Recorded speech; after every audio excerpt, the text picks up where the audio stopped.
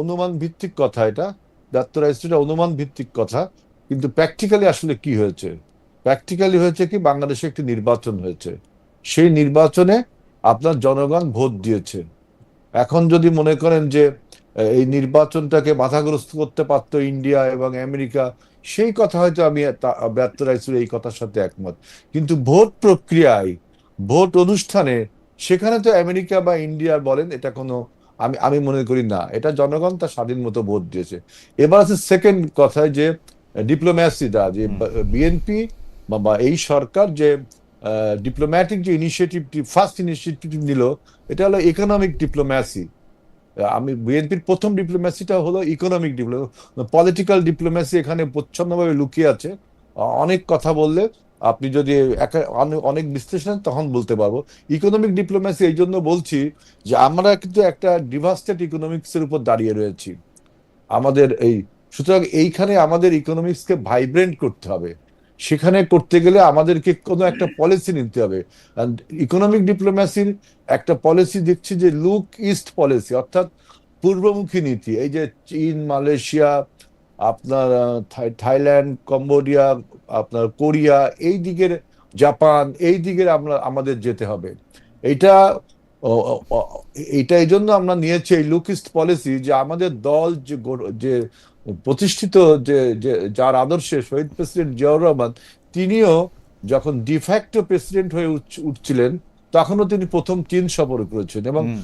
এটার কারণ হলো যে চীনের অভিজ্ঞতা আছে, চীনের অভ্যাসও আছে, যে বিভিন্ন দেশে ইকোনমিক্যালি আপনার আপনার গ্রান্টস, ডোনেশনস বা বিনিয়োগ, আপনার অবকাঠামোগত উন্নয়ন, কর্মসংস্থান সৃষ্টি, এক্সপার্টিস বিনিময়, তারপরে আপনার এই যে বিভিন্ন রকম টেকনোলজি বিনিময়, টেকনোলজিক্যালি অ্যাডভান্স কান্ট্রি খুব চীন। হুম। চীনের এই অভ্যাসগুলো আছে, পৃথিবীর হুম। বিভিন্ন দেশে দেশে এই হুম। অভ্যাসটা তার আছে। সো এই ক্ষেত্রে আমাদের প্রথম পছন্দই হলো, ব্যাক টু ব্যাক দুটি সফর করলাম, দেখেন এইখানে ওকে। পলিটিক্সটা এখন এখানে, আপ- যে মালয়েশিয়া দেন চীন। সুতরাং আপনি বিশ্ব আপনি রাজনৈতিক প্রেক্ষাপট যখন নিয়ে আসবেন, তখন কিন্তু আপনাকে ব্যাক টু ব্যাক দুটো দেশের নামই বলতে হবে, যে আমরা প্রথম সফর করলাম মালয়েশিয়া, হুম। তারপর সফর করলাম চীন। ওকে। সুতরাং ব্যর্থ আপনি রাইসু। আপনি আপনি লুক ইস্ট পলিসির কথা বলতেছিলেন, তো আপনি আমাকে ছোট করে শুধু দুটোই কথা বলবেন যে চীনের এই লুক ইস্ট পলিসির কথা কিন্তু গত 50 বছর ধরে বা মানে এই এইটা কিন্তু 50 বছর ধরে এই কথা সত্য যে আমরা 50 বছর ধরে শুনে আসতেছি, কিন্তু আমরা কিন্তু দেখেছি যে বিএনপি আমলেই, মানে 2001 থেকে 2006 সরকারের বিএনপি আমলেই সবাইকে বিস্মিত করে বাংলাদেশ তাইওয়ান সরকারকে স্বীকৃতি দেয় এবং তাইওয়ানের সাথে কূটনৈতিক সম্পর্ক গড়ে তোলে।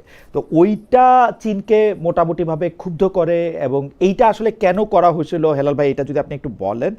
আর 2 নম্বর হচ্ছে আমরা কিন্তু শেখ হাসিনাকেও, মানে আওয়ামী লীগ সরকারের প্রধান, সাবেক প্রধানমন্ত্রী শেখ হাসিনাকেও কিন্তু বারবার আমরা চীনের কাছে যেতে দেখছি ফিনান্সিয়াল পলিসির কথা বা ইকোনমিক ডিপ্লোমেসি, আপনি যেটার কথা বললেন সেইটা কিছু কথা বলে, এটা পদ্মা সেতু বানানোতে কারিগরি ও আর্থিক সহায়তা, সেইটা সাবমেরিন কিনা, আমরা বিভিন্নভাবে আরও হয়তো উদাহরণ দিতে পারবো, মোটা দাগে এই দুটা উদাহরণ দিলাম।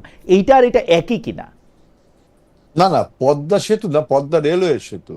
পদ্মার যে রেলওয়ে, ওইটা চীন আপনার আর পদ্মা সেতু এক্সিম ব্যাংকের থেকে লোন নিয়ে করা হয়েছে। এখন না, কথা হলো যে কারিগরি আমি কারিগরি আওয়ামী লীগ কারিগরি কারিগর কারিগরি সাপোর্টটা তো কারিগরি, পুরোপুরি চীনও দিছে। এটা আপনি, সেটা এটা আপনি রেল সেতু বলে তো আর আপনি আমাদের আলাদা করতে পারবেন না। না না, আমি বলছি যে বিএনপির জি। চীনের সাথে আপনার ফ্রেন্ডশিপ, এটা তো আপনার প্রেসিডেন্ট জিয়াউর রহমান থেকে শুরু হয়েছে। হুম। আপনি 2001 সালে যে চায়নাকে এখানে ডিপ্লোম্যাট, আপনার কূটনীতিক অফিস খুলতে দেওয়া, এটার জন্য আপনি বলছেন যে তখন হয়তো চীনের সম্পর্ক খারাপ ছিল। বিষয়টা কিন্তু এখানে ওরকম না। আজকের বাস্তবতায় এখন বাংলাদেশের সামনে প্রধান সমস্যাটা ইকোনমিক্সটা দেখেন। 30 লক্ষ কোটি টাকা আপনি ঋণের ফাঁদে পড়েছেন, একটা ডেপ্ট ট্র্যাপে পড়ে এখন আপনাকে প্রায় 9 লক্ষ কোটি, 86,000 টাকার বাজেট দিতে হচ্ছে। হুম। আপনার কর্মসংস্থানের দরকার, আপনার বিনিয়োগের দরকার, আপনার না, ওকে, ইনফ্রাস্ট্রাকচার মানে এই ডেভেলপ করা ব্যাপারগুলি দরকার। আমরা তখন আওয়ামী আপনি লীগ কার আমলেও কাছে শুনেছি, যাবেন? এবং আপনি জানেন যে না প্রধানমন্ত্রী না না হিসাবে শেখ হাসিনা চীনই সর্বশেষ সফর করেছিলেন। তাহলে কি তারেক সাহেব শুরু করতেছেন যেখানে শেখ হাসিনা শেষ হয়েছিল, সে একই জায়গা থেকে কিনা? আমার প্রশ্নটার মূল যেখানে এসেস হচ্ছে শেখ এটা। হাসিনা শেষ হইলো, ওইটা তো যদি বলতে চান, শেখ হাসিনা চীন সফর শেষ হয়েছিল কিন্তু খালি হাতে। বন্ধুত্ব, মানে আপনি ক্ষমতায় থাকবার জন্য হুম এখানে অনেক বড় আলোচনা হতে পারে। হুম কিন্তু আমরা ওই ইতিহাসটাকে না টেনে, আমি বলছি আমাদের সরকারের সামনের চ্যালেঞ্জটাকে মেটালাইজ করবার জন্য আমাদের কোন দেশটি বেছে নেওয়া উচিত ছিল। আমাদের না অনেক দেশ না সাপোর্ট না করে, সেটি আমরা অনেক দেশ আমন্ত্রণ জানিয়েছে। হেল ভাই সেটি আমরা দেখতে পাচ্ছি, কিন্তু আমরা যেটি দেখতে পাচ্ছি যে চাইনিজ সিস্টেমে চাইনিজ প্রেসিডেন্টের কাছে আসলে একক অনেক ক্ষমতা। আমরা কি তারেক সাহেবের সঙ্গে প্রেসিডেন্ট শি জিনপিং এর কোনো বৈঠক দেখব? আসলে শি জিনপিং এর বৈঠক না হলে বাকিটা শি জিনপিং বৈঠক হবে। আপনি আজকে আজকে তো আপনার ইনভেস্টমেন্ট ফোরামে বক্তৃতা দিলেন। জি জি, শি হাইল্যান্ড শহর জিনপিং থেকে এর উনি সাথেও আসছেন, ওইখান থেকে আসছেন হাইল্যান্ড থেকে বেইজিং এখন। আসছেন। এটা কি তার মানে শি এখানে জিনপিং এর সাথে দেখা হওয়ার কথা আছে না ফটো সেশন? ফটো সেশন হবে কেন আপনার? নিশ্চয় আমি শি জিনপিং এর সাথে তার বৈঠক আছে কিনা এটা আমার ঠিক মতো আমি ওকে মনে আসছে ওকে, না। তাহলে তবে সেখানে তিনি যে শি জিনপিং এর আমন্ত্রণে গিয়েছেন, এবং আমাদের এখানে অনেকগুলো সমঝোতা স্মারক অনেক কিছু হয়েছে। সবচেয়ে বড় জিনিস হলো যে ওখানে ইনভেস্টররা, এখানে যে আপনার সম্মেলনটা হয়েছে, ওই যে ইনভেস্টমেন্ট সম্মেলন, এবং দাভোসে সামার সামিট হবে, সেটা নিয়ে আলোচনা হয়েছে। সেই ইনভেস্টরদের ওকে, বাংলাদেশ সম্বন্ধে আমি বলা আমি হচ্ছে আমি বাংলাদেশের। আমি আমি হেলবে আপনার কাছে আবার আসবো এই পর্বে, আপনার কাছে আবার এই প্রশ্নটাও করবো যে এইটা আপনার জানা আছে কিনা যে আমেরিকার সাথে যে বাণিজ্য চুক্তিটা করা হয়েছে তার মধ্যে আমেরিকা জি যেগুলি শর্ত দিয়েছে সেই শর্তগুলির এক ধরনের ইন্টারপ্রিটেশন এরকম যে আমরা চীনের কাছে কোনো কিছু কিনবো কি কিনবো না সেটা আসলে মার্কিন যুক্তরাষ্ট্রকে জানতে হবে, এবং কোনো কোনো পণ্য আমরা আসলে চীন থেকে কিনবো না, সেগুলি মার্কিন যুক্তরাষ্ট্র থেকে কিনবো। অস্ত্র এবং সামরিক ব্যাপারে এগুলি পুরোপুরি বলা যায়। চীন ব্যাপারটা আসলে কীভাবে দেখছে সেটা আমরা একটু আপনার কাছ থেকে শুনবো। আমরা একটু জনাব শিশিমণির আপনার কাছে যাই। জনাব শিশিমণি, একটা ফেসবুক স্ট্যাটাস জনাব আত্মরাইসু নিয়ে আমরা কথা বলছিলাম, সেটার ক্ষেত্রে বলা হইতেছে যে বিজেপির বাংলাদেশের মূল লক্ষ্য হচ্ছে জামাতটা ক্ষমতায় বসানো। এইটা বলা হইতেছে হচ্ছে এই কারণে, কারণ যত বেশি বিজেপির মতো সরকার ক্ষমতায় থাকতে চাইবে তত বেশি একটা ইন্ডিয়া বিরোধী সরকারকে তাকে এখানে দরকার হবে। এইটা হচ্ছে তার এটা মূল প্রতিবন্ধ, এবং সেইটার মধ্যে সেটা হইলো ভারতে ভোটের হিসাবটা তিনি বলতেছেন আপনাকে আবার একটু মনে হতে, বিজেপি ইন্ডিয়া ক্ষমতা থাকতে পারবে কিনা তার নির্ভর করে বাংলাদেশে কারা ক্ষমতা এলো তার উপরে।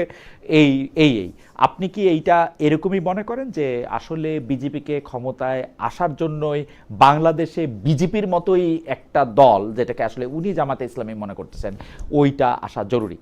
এবং আপনি বিজেপি এবং জামাতে ইসলামের মধ্যে মিল দেখেন কিনা?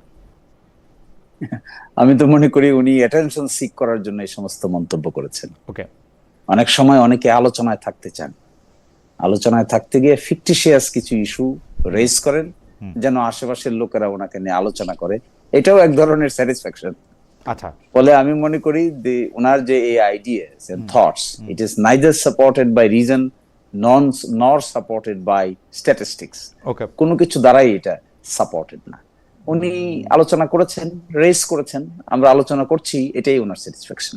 না আর সেকেন্ড হলো এটা কিন্তু নেভার এটা থেকে আপনি একটু ব্যাকগ্রাউন্ডটা বলবেন। আচ্ছা, আপনি যদি উনার মন্তব্য আপনি সাইড করেও রাখেন, এইটা কি যে বাংলাদেশে যত বেশি ভারতকে গালাগালি করা হচ্ছে, যত বেশি ভারতের সাথে একটা শত্রুতা, মানে ভারত আমাদের বন্ধু, আমাদের খুব আপনজন, আমি এই কথা বলতেছি না, কিন্তু ভারতের সাথে একটা শত্রুতাপূর্ণ অবস্থা বিজেপির জন্য অনুকূল, বিজেপির ক্ষমতায় আসার জন্য বা বিজেপির জন্য ভালো, এটার প্রমাণ আমরা পশ্চিমবঙ্গে দেখছি। এটা প্রমাণ আমরা নরেন্দ্র মোদীকে তৃতীয়বার নির্বাচিত হওয়ার সময় উনি যে ফ্যাক্টরগুলি ব্যবহার করতেছেন জনাব মোদী, তা আমরা দেখতে পাচ্ছি। এইটা আপনি যদি একটু বলেন। আমি আমার বিবেচনায় জি, ভারতে বিজেপি সরকারের দীর্ঘদিন ক্ষমতায় থাকার পিছনে মূল, যদি কাউকে দায় দায়িত্ব দিতে হয় সেটা দিতে হবে ভারতের বর্তমান বিরোধী দলকে। আমি দেখি জনাব রাহুল গান্ধীর নেতৃত্বে যে বিরোধী জোট বা বিরোধী যে রাজনৈতিক দল, তাদের পারফরমেন্স ভেরি উইক বিজেপি সরকারের তুলনায়। সারা ভারতবর্ষ জুড়ে যে ধরনের কর্মকাণ্ড পরিচালনা করার কথা, যে ট্রাস্ট এবং confidence within the people's mind develop করার কথা, আমি দেখতে পাচ্ছি বিভিন্ন ন্যাশনাল ইন্টারন্যাশনাল মিডিয়া, ভারতীয় মিডিয়াতে জনাব রাহুল গান্ধী এখনো এই ধরনের অ্যাকসেপ্টেবল কোনো লিডারশিপ দিতে পারেন নাই। ফলে আমি এই বাইরের ষড়যন্ত্র তত্ত্বের চাইতেও ইন্টারনাল অপোজিশনের ইনক্যাপাসিটিকেই বেশি দায় দায়িত্ব দেওয়ার জন্য আমি এটাকে যৌক্তিক মনে করি।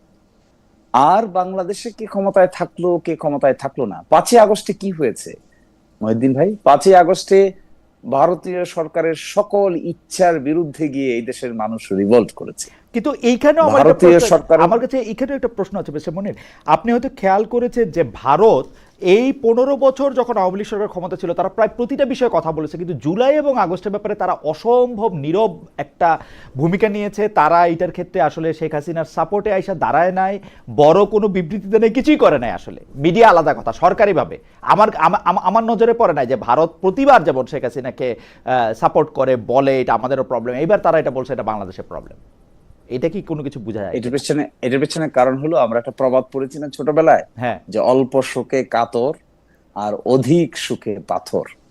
না, আপনি তো খুবই আমার মনে স্বনামধন্য হয়েছে- আইনজীবী, এইটা বইলা আপনি নাইলে আদালতে জিতলেন, কিন্তু আসলে কি ডিপ্লোমেসি এমনি কাজ করে?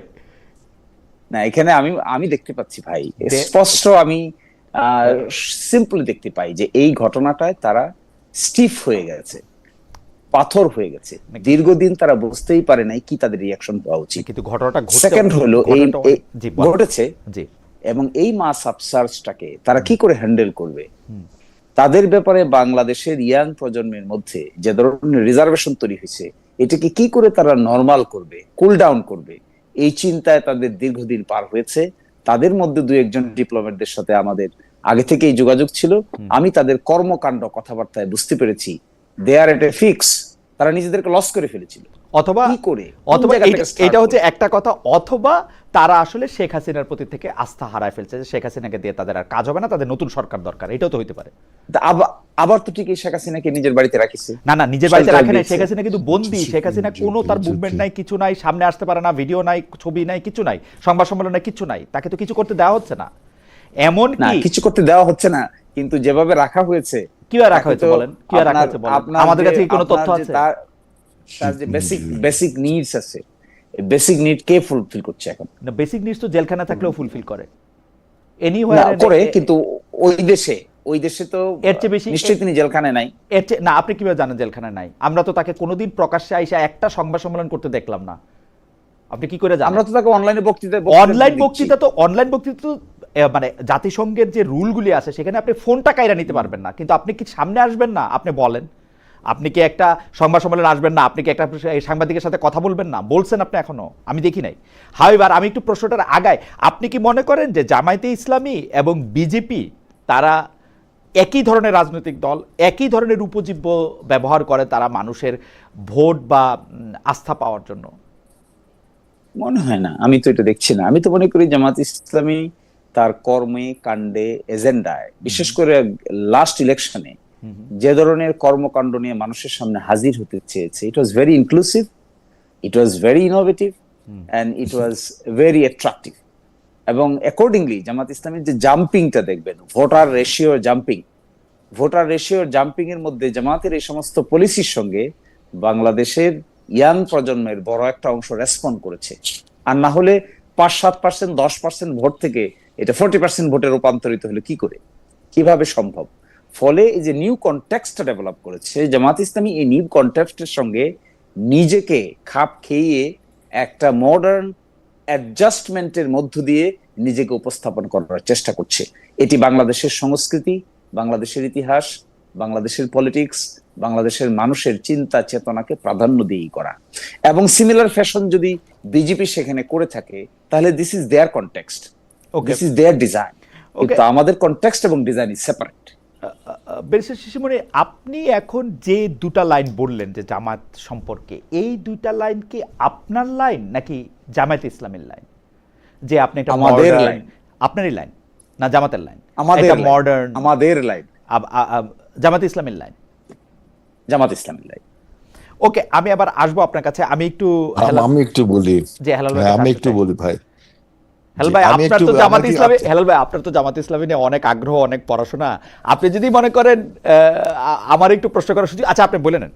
আপনি প্রশ্ন বলেন, আমি প্রশ্ন করি, তাহলে ভালো হবে। আচ্ছা, না, আমি প্রশ্নটা ওই আগের প্রশ্নটাই করতেছিলাম যে আপনারা যে মার্কিন যুক্তরাষ্ট্রের সঙ্গে একটা চুক্তি করছেন, এবং এই চুক্তি যারা মানে এই চুক্তিটা চীনের সাথে আলোচনায় আপনাদের জন্য মানে সহায়ক, প্রভাবক, নাকি কি হচ্ছে কি আসলে? আমি ইউএস এর কন্ট্রাক্টটা হুম, এটারই আলোচনা করবার আগে আমি একটু ছোট করে কথা বলি, ব্যাত্ত রাইসুরের কথাটা বলি। জি, ব্যাত্ত রাইসুর কথাটা একটু শুরু করি। হুম, উনি বলছে যে বিজেপির বাংলাদেশের ব্যাপারে মূল লক্ষ্য হইল জামাতের ক্ষমতায় জামাতের বসানো। ক্ষমতায় বসানো। জি, উদ্দেশ্য কি? যে এই যে জামাতের যে ঐতিহাসিক ভারত বিরোধিতা, ওইটাকে পুঁজি করে বিজেপি ক্ষমতায় থাকবে, এইটা দেখলাম তার ভাষ্য। হুম, তো এখন আসলে কি আমি ব্রাত্য রাইসুর প্রত্যেকটা লেখাকে আমি তার অনুমান অর্থাৎ তার হুম, যুক্তিগুলোকে আমি আন্ডারমাইন করতে চাই না। তিনি তো অবশ্যই হুম, লিখবেন, কারণ তিনি বহুদিন ধরে লেখেন। তার এই ফেসবুক হুম, স্ট্যাটাস আমি বহুদিন ধরে পড়ি। হুম, অনেকেই আপনারাও পড়েন, অনেকেই হুম, পড়েন। আমি এইখানে যে জামাতের যে ঐতিহাসিক ভারত বিরোধিতা, হুম, এই কথাটা ব্রাত্য রাইসুর ভাই কি ঠিক হইলো বলা? কারণ আমরা তো ইউনূস সরকারের সময় দেখলাম জামাত ভারতের পক্ষে কতগুলো কথা বললো, তাই না? হুম। তা সেটা কি লোক দেখানোর কথা বলেছিল, নাকি আসলে যেমন ঐতিহাসিক যেমন যদি যেমন হয়? দুই একটা তাই তো মনে করে দেন তো হেলাল ভাই। ওইটা যেমন যেমন যেমন ভারতের সাথে ভালো সম্পর্ক রাখতে হবে। ওই যে আপনার ডক্টর ইউনূস সরকার যখন ক্ষমতায় এসেছিল, হুম, ভারতের সাথে আমাদের সম্পর্ক ভালো রাখতে হবে জামাত তো বলেছিল এখন, জামাতের আমির। জামাত তো এখনো এই আচ্ছা কথা বলে। জামাত তো না না ভারতের বিরুদ্ধে আচ্ছা যুদ্ধ ঘোষণা করে নাই। আচ্ছা এইটা এইটা এইটা গেল। তারপরে দেখেন, বলছে যে চীন এবং ইউএসএ বিএনপি কে, চীন এবং ইউএসএ সম্পর্কের উপর হুম, বিএনপির সম্পর্ক হুম, ক্ষমতায় টিকে হুম, থাকবে। হুম, আমি যদি আপনার ব্রাত্য রাইসুর এই অনুমানকে বা এই সমীকরণকে সঠিক তর্কের খাতিরে মনে করিও, তাহলে দেখবেন যে এই যে মে মাসে যে ট্রাম্পের সফরটা হলো চীনে, হুম, চীন এবং ইউএস এর যে মধ্যে যে সমঝোতাগুলো, যে আলোচনাগুলো হলো, সেটা যদি আপনি চীন ভিত্তিক যে পত্রিকা সাউথ চায়না মর্নিং মর্নিং সানে পড়েন, তখন দেখবেন যে চীন এবং ইউএস এর মধ্যে কিন্তু সম্পর্কের যে উত্তেজনা ছিল, সেটা কিন্তু অনেকটা প্রশমিত না, হয়েছে আমার ট্রাম্পের এই আমার মনে হয় যে সফরের হেলাল ভাই, ফলে। আমি আপনার সাথে এখানে বিনয়ের সাথে দ্বিমত পোষণ করি। চীন এবং আমেরিকান সফর, মার্কিন যুক্তরাষ্ট্রের প্রেসিডেন্টের চীন সফরকে বলা হচ্ছে ইতিহাসের সবচেয়ে নিষ্ফলা সফর কোনো মার্কিন প্রেসিডেন্টের। উনি শূন্য হাতে ফিরে আসছেন। উনাকে যে উপহারগুলি দেওয়া হয়েছিল সেগুলি পর্যন্ত তিনি প্লেনে তোলেন নাই। বলা হচ্ছে যে এগুলি বিভিন্ন ধরনের জীবাণু টিবাণু, কোয়ারেন্টাইন, এগুলির কারণে। কিন্তু আসলে এক ধরনের মানে কি বলে, এক ধরনের নিষ্ফল ইয়ার জন্যই তিনি এটা প্রতীকীভাবে সেগুলি রেখে এসছেন। আচ্ছা, আপনি সবচেয়ে যদি বড় কথা এটা হলো যে বলেন, কোনো কোনো আচ্ছা ঠিক আছে, সমঝোতা স্মারক, এবং আপনার কথা অনেকেই মেনে বলে নিলাম। থাকেন চীনের এই নিষ্ফলা সফরের কারণে তাকে এই ইরানের সাথে এরকম একটা ডিল করতে হয়েছে। আপনার এই অনুমান যদি সঠিক আমি ধরে নেই, জি, তারপরও আমি আমার, আরেকটা আমি আর্গুমেন্ট আমি আপনাকে কোথাও দিতে পড়ি পারি। নাই ট্রাম্পের সফরকে কোনো ফলবান বলা হয়েছে, কোথাও পড়ি নাই আসলে। এই সাউথ এশিয়ান মনিটর পড়ি নাই, নাকি চীনের না না, সফরকে, সাউথ চায়না মর্নিং পোস্ট যেটা, সাউথ ওটা চায়না বলছি মানি আমি। পোস্ট পড়ি নাই, কিন্তু আর যেগুলি না পড়ছি আমেরিকার আমরা, পত্রপত্রিকা যেগুলি পড়ছি সেগুলিতে পড়ি নাই।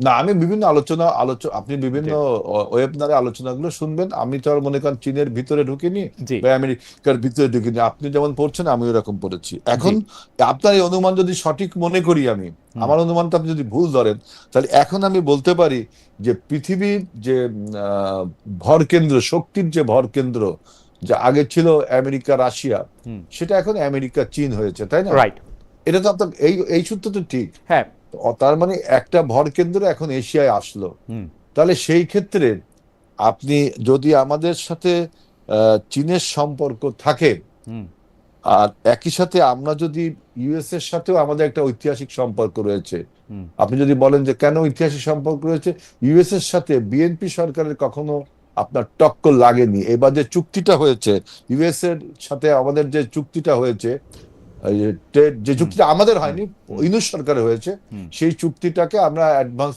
নিয়ে যাচ্ছি। হুম। আমি এর চেয়ে বেশি কিছু বলতে চাচ্ছি না। রাইট, তাহলে আপনাদের তার মানে আপনাদের এর কি চেয়ে বেশি একটা কিছু বলারও ভারসাম্য, নাই হেলাল ভাই। কারণ হচ্ছে যে, তার মানে একটা আপনাদের ব্যালেন্সিং। আপনাদের না আমি, চুক্তিটাই আপনাদের লোকই আপনি ওইখানে বসে খালেদ করছে। ভাই, আমার বক্তব্যটা শেষ করি। জি, জি, আমাদের প্লিজ, লোক না, প্লিজ, আপনার আপনাদের লোক, বক্তব্য শেষ করি। এখন মন্ত্রী ভাই বি- উনি। আ- না, সেটা যাই হোক, তিনি মন্ত্রী, তিনি ইউনূস সরকারের সময় এটা করা হয়েছে, তিনি করেনি, ইউনূস সরকার করেছে। হুম, আমরা এটাকে আপনাদের কথায় এখনো লন্ডন বৈঠকের পরে। এটাকে নিয়ে আলোচনা, শোনেন, এটা নিয়ে আলোচনা হবে, এটা হুম, নিয়ে আলোচনা হবে, এই চুক্তির সবকিছু নিয়ে আলোচনা হবে আমাদের, সব নিয়ে আলোচনা হবে। অর্থাৎ ডিপ্লোম্যাসিতে ব্যালেন্সিং বলে একটা কথা আছে, তাই না? হুম, হুম, ব্যালেন্সিং ডিপ্লোম্যাসি। হুম, সুতরাং আপনার এই জিনিসটা ঠিক না। আরেকটা হচ্ছে, এবার আরেকটু বলি, হুম, যে লাস্ট ইলেকশন, যে জামাতের যে 40% না 32+ ভোট, এই ভোটের কারণে শিশির মনির যেটা বললেন যে মানুষ তাদের ভোট দিয়েছে 7 থেকে 32 গেছে, এর স্ট্যাটিস্টিক্যাল ডাটায় আমি আমার অনুমান যে এখানে দেখেন ফিনান্সিয়াল একটা সাপোর্ট জামাত পেয়েছে, এত টাকা ফিনান্সিয়াল সাপোর্ট পেয়েছে যে ইসলামী ব্যাংকের ওই যে আপনার ওই যে একটা প্রকল্প ছিল, কি জানো আপনার কি স্কিম ওটা, আরডিএস আরডিএস, হ্যাঁ। রুরাল ডেভেলপমেন্ট স্কিম, এটা এই জবাব পাবেন। 22,000 কোটি টাকা, হুম। 22,000 কোটি টাকার কিন্তু আমরা তদন্ত করব এটা। এই তদন্ত যদি না করতে পারি, এই জন্য দেখবেন যে ওই চেয়ারম্যান, তারপরে আপনার ওই এমডি নিয়োগে তারা সমস্যা করে এবং গ্রাহক দিয়ে আন্দোলন হয়। না, না, এরকম ঠিক আছে। কখন আমি দেখেন, ঠিক আছে হেলাল ভাই, আপনি পয়েন্টটা একটু পরিষ্কার করে বলেন, মানে জামাত ইসলামী 7 থেকে 32% হচ্ছে 22,000 কোটি টাকা লোকরে দিছে বলা? না 22,000 কোটি টাকার আমার কাছে তারা এবার যে টাকাটা মাঠে নিয়ে এসছে, বাংলাদেশের রাজনীতিতে টাকা দিয়ে ভোট কেনার এটা একটা চাপা উত্তেজনা ছিল, কিন্তু এটা প্রকাশ্যে 1,000 টাকার নোট মানুষকে দেওয়ার ভিডিও আপনারা দেখেছেন। যে পরিমাণ টাকা এবার জনগণকে আপনার টাকা দিয়ে মানুষের গরিবত্বকে কিনে নেওয়া হয়েছে, দারিদ্রতাকে কিনে নেওয়া হয়েছে। আপনি প্লিজ পয়েন্টটা মেক করেন যে আমি পয়েন্টটা বলছি যে জামাতের ভোট বাড়ার যে কারণ, তার একটা পয়েন্ট বললাম, আর একটা পয়েন্ট বলতে দেন। আর একটা হলো টাকা, সেটা আপনি ওই যে অ্যাডভোকেট শাহরিয়ার কবির দেখছেন যে কিভাবে 1,000 টাকা নোট বিলাইছে, একটা 1,000 টাকা নোট একটা লোকরে দিছে ও। ভাই আমরা যারা নির্বাচন করেছি, আমরা যারা নির্বাচন করেছি আমরা দেখেছি যে বস্তা বস্তা টাকা আমরা ধরেছি, এটা পুলিশ সেনাবাহিনী সব জানে, আমরা বস্তা বস্তা টাকাটা ধরেছি। জামাতটা আপনার এই নির্বাচনটাকে স্টিগমেটাইজ করার জন্য আপনার এই জিনিসগুলো বলছে এখন দিয়ে দেন, মানে প্রমাণ করুন যে নির্বাচনটা ভালো হয়নি, যেটা আওয়ামী লীগ চাচ্ছে। সেকেন্ড কথা হলো যে এই যে 7% ভোট, যে 32 প্লাস হলো, এখানে আওয়ামী লীগের যে ভোটটা তারা পেয়েছে, বুঝছেন, এইটা হলো আরেকটা কথা। আওয়ামী লীগের ভোট আপনারা পাইছেন হেলাল ভাই? আমরা পাইছি, আমি কি বলছি আমি পাইনি, তারা তো পাইছে, তারা বেশি পাইছে। আমাদের না আপনারা বেশি পাইছেন হেলাল ভাই, আপনারা বেশি পাইছেন। আওয়ামী লীগের লোকের সাথে কথা হয় আমার, সবাই বলে যে এই বিএনপি কে দিয়ে দিছে, আপনি একজনের বুকে পাথর বেঁধে বিএনপি কে দিয়ে দিছে। না আপনি স্ট্যাটিস্টিক্যাল ডাটা দেখেন, আমরা 40 থেকে 52 হয়েছে, 40 থেকে 52 হয়েছে, তাহলে আমরা 12% পাইছি যদি ওদের ভোট পেয়ে থাকি, আমাদের কোন নর্মাল ভোট না পায়। তারা 7 থেকে 40 হয়েছে, তাহলে কত পাইছে আওয়ামী লীগের ভোট? তারা 7 থেকে 40। আপনি স্ট্যাটিস্টিক্যাল ডাটা বলেন, ওই সমস্ত রেটরিক কথা বলে তো আর লাভ হবে না। আর একটা কথা বলছে যে তারা নাকি মডার্ন, তারা বলছে তারা নাকি মডার্ন। ইসলাম কখনো মডার্ন হয়? ইসলাম তো শুরু থেকেই মডার্ন। আপনি নাম ব্যবহার করেন ইসলাম, আর মডার্ন ওনারা বলতেছেন পলিটিক্যাল পার্টিটা মডার্ন করতেছেন, দৃষ্টিভঙ্গি মডার্ন করতেছেন। ইসলাম মডার্ন করার সাথে কি হলো? জামাত ইসলামী তো ইসলামের দায়িত্ব নেয় না। জামাতে ইসলাম নাম চেঞ্জ করুন, নাম মতো আপনি তো লোগো বদল করছেন, আপনি নামও বদল করুন, নাম জামাত দল। এটা আপনার একটা আর্গুমেন্ট। আমি একটু জনাব শিশির মনির আপনার কাছে আসতে চাই, আপনি যদি এটা নিয়ে একটু কথা বলতে চান, একটু কথা বলে আমি অরিজিনাল প্রশ্নের মধ্যে যাব। ফার্স্ট কথা হলো, আমার ভাই বলেছেন যে আমরা 22,000 কোটি টাকা ফাইন্যান্সিয়াল সাপোর্ট নিয়েছি আরডিএস প্রজেক্টের নামে। সংসদেও দেখলাম মাননীয় স্বরাষ্ট্রমন্ত্রী এই কাল্পনিক তথ্য উপস্থাপন করেছেন। দেশের নেতৃস্থানীয় ব্যক্তিবর্গ এত বড় পদে থেকে এই ধরনের কথাবার্তা যদি বলেন, ওই জাতির জীবনে খারাপই ছাড়া ভালো কিছু হবে না। কোনো তদন্ত নাই, কোনো কিছুই নেই, জানি না 11,000 কোটি টাকা কোথা থেকে কোন আরডিএস প্রজেক্টে গিয়েছে। আপনি ব্যাংকের অডিট রিপোর্ট নেন, ব্যাংকের অডিট রিপোর্ট, আপনি 22,000 তো মোটেও সঠিক না। আপনি যা কথা বলছেন এটা আরো 5 বছর আগের কথা। 5 বছর আগে ইসলামী ব্যাংকের কি ক্যাপাসিটি ছিল?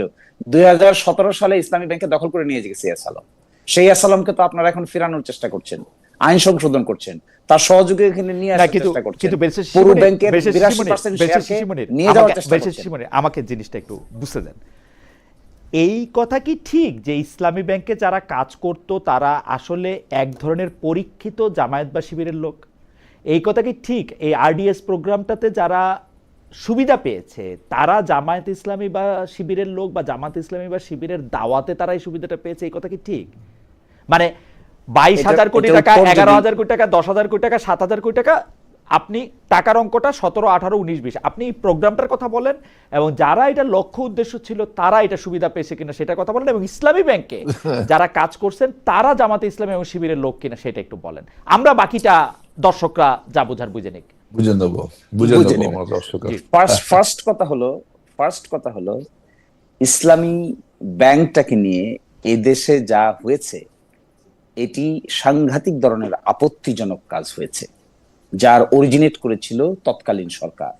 জোর করে জবরদস্তি করে এস আলমের নামে 81.92% শেয়ার, যা হাইকোর্টের আদেশে এখন স্থগিত হয়ে আছে, এই পরিমাণ শেয়ার 24টা নামে বেনামে কোম্পানি তৈরি করে তারা এই শেয়ারগুলো মার্কেট ব্লক করে ইসলামী ব্যাংকের টাকা দিয়ে ইসলামী ব্যাংকের শেয়ার কিনে নিয়ে ডাইরেক্টর হয়েছেন। BFIU, Bangladesh financial intelligence unit, একটা রিপোর্ট দায়ের করেছে হাইকোর্ট বিভাগে। এই রিপোর্টে তারা উল্লেখ করেছে এই 24টা কোম্পানির ভিতরে 22টার তারা ট্রেস করতে পেরেছে, 2টা হলো বিদেশি কোম্পানি যার কোনো ট্রেস করতে পারে নাই। এখানে তারা দেখিয়েছে এমনও লোক এই কোম্পানির এমডি এবং চেয়ারম্যান যারা হলেন বিল্ডিং এর দারোয়ান এবং বিল্ডিং এর সিকিউরিটি গার্ড, তারা জানেও না এই কোম্পানির যে তারা কোনোদিন চেয়ারম্যান হয়েছে, কিভাবে চেয়ারম্যান হয়েছে। অথচ দেখা গেছে কোম্পানি ইনকর্পোরেশনের পরে 3 দিনের মাথায় 750 কোটি টাকা ওই কোম্পানির অ্যাকাউন্টে ঢুকেছে ইসলামী ব্যাংক থেকে। এই যে কুকাম করা হয়েছে, এই যে একটা ফাইন্যান্সিয়াল ব্যবস্থাকে ধ্বংস করে ফেলা হয়েছে, এ কথা তো সঠিক যে ইসলামপন্থী লোকেরা অ্যাবসলিউটলি সঠিক।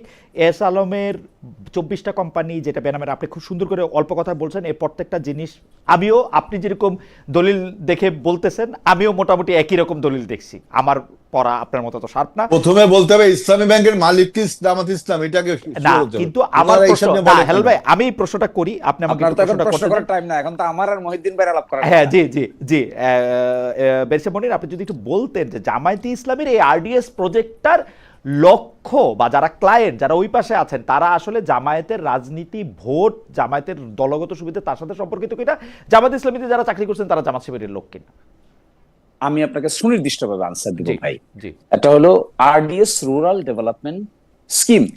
এই rural development scheme is approved by the Bangladesh bank, এবং রুরাল ডেভেলপমেন্ট স্কিমের অধীনে যে পরিমাণ কাজ বাংলাদেশে হয়েছে, আপনি যদি বাংলাদেশ ব্যাংকের রিপোর্টটা দেখেন তাহলে দেখবেন আজ পর্যন্ত বাংলাদেশে সাকসেসফুল যে কয়টা এই ধরনের মাইক্রো ক্রেডিট মেকানিজম সিস্টেমের মধ্য দিয়ে যে কয়টা ক্ষুদ্র উদ্যোগ নেওয়া হয়েছে, তার মধ্যে এটাকে তাদের রিপোর্টে বলেছেন সবচেয়ে বেস্ট ট্রান্সপারেন্স এবং অ্যাকাউন্টেবল মেকানিজম। এখানে যদি কে জামাত করে, কে বিএনপি করে, কে কোন গ্রামে বাড়ি, কার বাবায় কি করে, তার দাদায় কি করে, এটা তো মোটেও এখানে ইম্পর্টেন্ট ইস্যু না। ইম্পর্টেন্ট ইস্যু হলো বাংলাদেশের মানুষ এটা আরডিএসটা জামায়াতে ইসলামীর লোকজনকে উদ্দেশ্য করে করছে কিনা। আর আপনি বাংলাদেশ ব্যাংকের রিপোর্টের কথা বললেন, তো বাংলাদেশ ব্যাংকের রিপোর্ট কিন্তু ডিপেন্ড করে ভাই, এটা আপনি আমার চেয়ে অনেক ভালো জানেন। আমি ব্যাংক হয়ে আমি লোন দিছি, আমি যদি ক্রেডিট নিয়ে অভিযোগ না করি, বাংলাদেশ ব্যাংক তো সেটা ক্রেডিট রেটিং এ আগেই রাখবে। আমি যদি টাকা দিয়ে বলি যে না আমার খুব ভালো হয়েছে, আমি লোন ফেরত পাইছি, আমার এখানে আমি 2 গরু কিনে দিছিলাম, 2 গরুর জায়গায় 4 গরু হয়েছে, তাহলে তো এটার মধ্যে তো কেউ এটার মধ্যে অভিযোগ করবে না। You know it very well.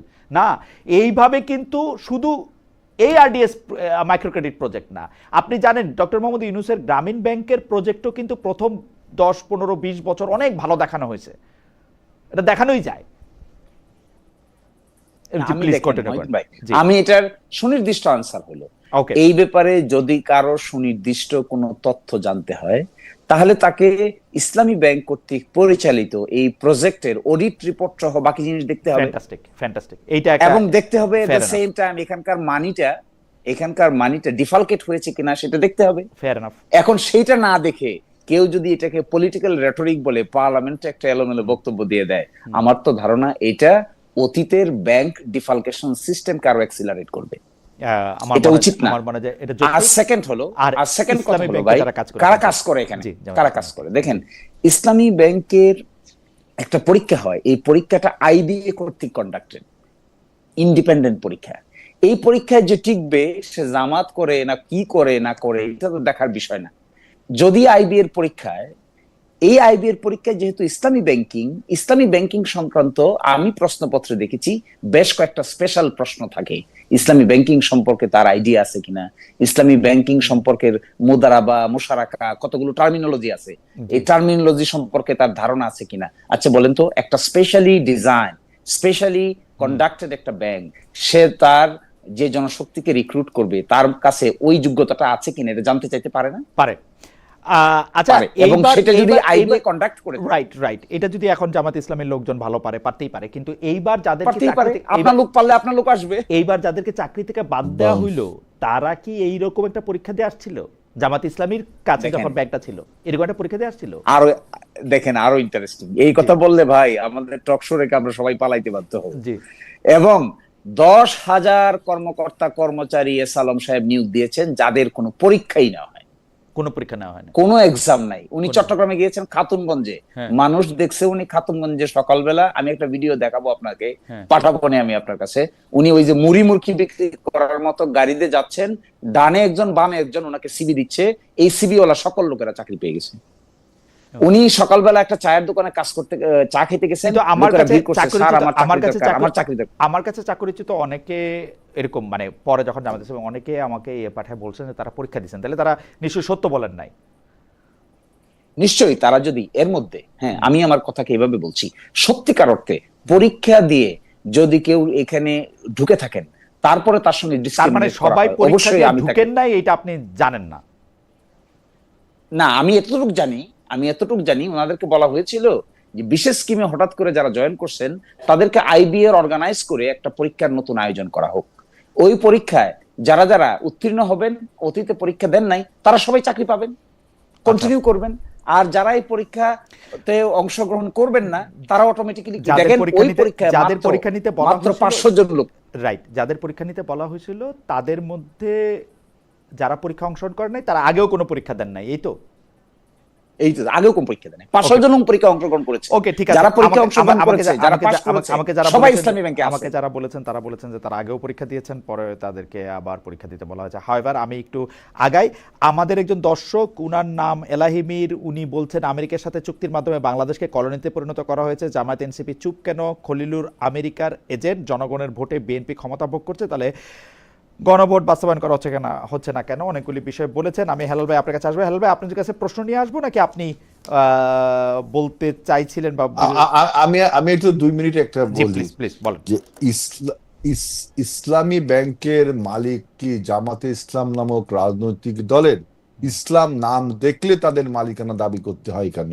ইসলামী ব্যাংকের চেয়ারম্যান নিয়োগ হবে, ইসলামী ব্যাংকে সেই নিয়োগ নিয়ে গ্রাহকরা যখন আন্দোলন করে, আপনি কি দেখেছেন বাংলাদেশের কোন ব্যাংকের চেয়ারম্যান নিয়োগ নিয়ে গ্রাহকরা আন্দোলন করে? আপনি কি আগে কখনো দেখেছেন? আমরা 3 জনে কেউ কি দেখেছি?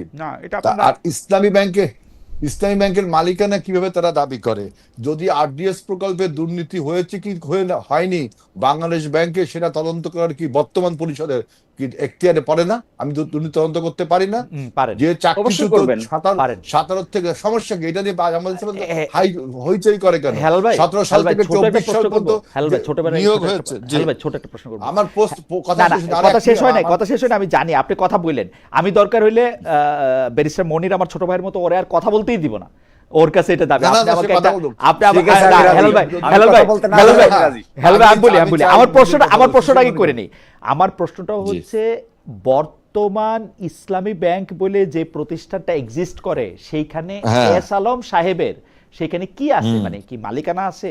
উনি কি সেখানে এস আলম সাহেবের সমস্ত সম্পদকে, সমস্ত শেয়ারকে কনফিসকেট করা হয়েছে, এটা আপনারা সবাই জানেন।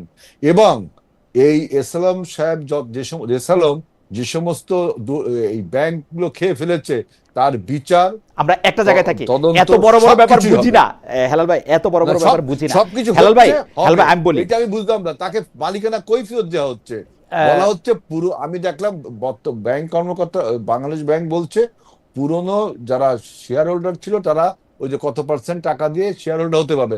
That does not mean share SLM হতে পারবে। আপনি আমাকে বলেন এটার মিনিং কি? আপনি আমারে বলেন এটা মিনিং কি? বাংলাদেশ ব্যাংক যে এটা বলছে এটার মিনিংটা কি আপনি বলেন। পুরনো শেয়ার হোল্ডার আপনি অর্থাৎ বল- এসালম। যারা- এসালম তাহলে মানে আপনি- 24টা প্রতিষ্ঠান। আচ্ছা আমার কথা বল, আমার আচ্ছা, কথা বলেন, আচ্ছা, বলেন। আমার কথা তো শেষ হয়নি। জি, আপনি জি। যদি কোনো কথার অর্ধেক এক্সট্রাক্ট নিয়ে না আসেন, না সরি সরি সরি, এখন আপনি এসালমের- পুরোটা বলেন, আমি কি এসালম- একদম চুপ করব? আপনি আমাকে আমি প্রশ্নটা না, না, খালি আবার একদম করি, চুপ করা প্রশ্নটা লাগবে খালি না। আবার আপনি করি। এসালম সাহেব, এসালম- মহিদি ভাই, আমি আপনার প্রশ্ন বুঝছি, ক্রস টক করলে বক্তব্যটা শেষ হবে ওকে না। ওকে ওকে, আমি বলছি যে না, আমি আপনার থামার বিষয় না। আমি বলছি যে এসালমের বিরুদ্ধে যে মামলা রয়েছে, তার তার এই মামলা চলমান, অর্থাৎ তিনি কিভাবে মালিকানা পাবে? তার সে মামলা তো দোষী হবে, যদি দোষী হয় অবশ্যই দোষী হবে, আমরা সবাই জানি। সে কিভাবে মালিকানা হবে? আপনি অযথা অনুমান করে বলছেন যে ওই নিয়মে এসালম আল, আরে ভাই ওই নিয়মে যে সমস্ত যারা ডিফল্টেট করছে, এই ব্যাংকটাকে তছরূপ করছে, তাদেরকে আপনি যদি আইনের আওতায় না আনেন, বিচার না করেন, মানুষ কি ভালোভাবে নিবে? এটা বিএনপি আমরা যারা করে, আমরা কি ভালোভাবে নিব? কারণ ইসলামী ব্যাংক, আমার বক্তব্য ইসলাম দেখলে তাদের সবকিছু দাবি করতে হয় কি জন্য? ইসলাম দেখলে দাবি তাদের করবো দাবি কেন? করতে হেলাল হয়। ভাই, বানিয়ে হেলাল ভাই, করতে হয় কেন? হেলাল ভাই যদি হেলাল ভাই যদি অভয় দেন একটা প্রশ্ন করি, হেলাল ভাই অভয় দিলে একটা প্রশ্ন অবশ্যই। করি। প্রশ্নটা হচ্ছে, আপনি বললেন যে না এসালামের ফিরে আসার সম্ভাবনা নাই, কারণ তার মধ্যে মামলা টামলা আছে, এই আছে সেই আছে। তো বাংলাদেশ ব্যাংকের এই সার্কুলেশনটার কি গুরুত্ব ছিল যে পুরনো যারা শেয়ার হোল্ডার আছে তারা আবার এই মালিকানায় ফিরতে পারবে? এটা দিতে হইলো কেন, কার জন্য? আপনার তো ওইখানে কি না, এখন শোনেন, আপনি তো নিশ্চয়ই শেয়ার তাহলে হোল্ডার ওখানে না কি পুরনো। না না না, আমি তাহলে ওখানে কি লেখা উচিত ছিল যে এসালম ব্যতীত আর সকলে ধোয়া তুলসী না না পাতা, বুঝলাম, তাদেরকে- কিন্তু এই তাহলে কি লেখা উচিত ছিল? পুরনো শেয়ার হোল্ডাররা না, না, পুরনো শেয়ার হোল্ডাররা চাইলে আবার ফিরতে পারবেন, এটা কার জন্য করা হয়েছে? এটা কি শিশির মনিরের জন্য করা হয়েছে কিনা এটা আমি জানতে চাই। না না, শিশিরমণি যদি শেয়ার হোল্ডার হয় ওইখানে, তা যদিও দাবি করে, যদি শেয়ার হোল্ডার হয়, তার বিরুদ্ধে যদি এরকম কোনো মামলা মকদ্দমা, তার বিরুদ্ধে যদি এরকম তো ডিফলকেশনের কেস না থাকে, অবশ্যই তার তো হওয়া উচিত। হেলাল তার ভাই, মধ্যে সে আপনি অন্যায়। আমারে বুঝাই দেন এটা কেন করা হয়েছে। শিশির মনিরের নাই ধরেন, এটা আমি বাড়তি আমি আমার তো নাই, বললাম আমার নাই। তাহলে কি কেন লেখা উচিত করা ছিল হয়েছে, আপনি কেন বলেন? কেন করা হয়েছে, কেন কেন করা যায়? পুরনো- পুরনো শেয়ার হোল্ডারদের মধ্যে যারা এই ডিফলকেশনের সাথে জড়িত না, তারা এরকম যারা কে আছে প্রকৃত- ডিফল্কেশনের সাথে জড়িত না ছাড়া আর কে সেটা আছে?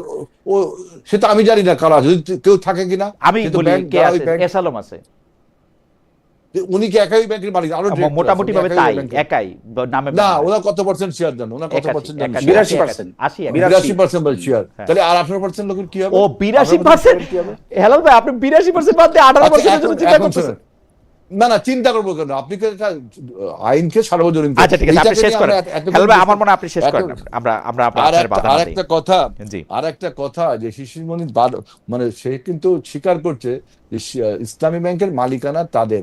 সংসদে বলে আমাদের কোনো ব্যাংক নেই, তাদের আমিরে এবং নায়েবে আমির বাইরে আসে বলে ব্যাংকের মালিক আমরা। এবং আচ্ছা, জবাবে বলবো, বলেন, আপনি শেষ করেন। জি, আপনি শেষ করেন হেলাল ভাই। এখন আরেকটা কথা বলতে চাই, আমার একটা কথা বলতে চাই যে এই যে মাইক্রো ক্রেডিট যেটা বলছেন যে আরডিএস প্রকল্পের, এখন আপনি ইসলাম নাম দিয়ে এই যে সুদ প্রথা, ওই যে বললেন মুদারাবা আর মুশারাকা, এটা কিন্তু সবাই বোঝে। তা ইসলামী ব্যাংক এই যে সুদ প্রথা চালু করে, তাহলে ইসলামী ব্যাংক কি ইসলামী ব্যাংক হলো?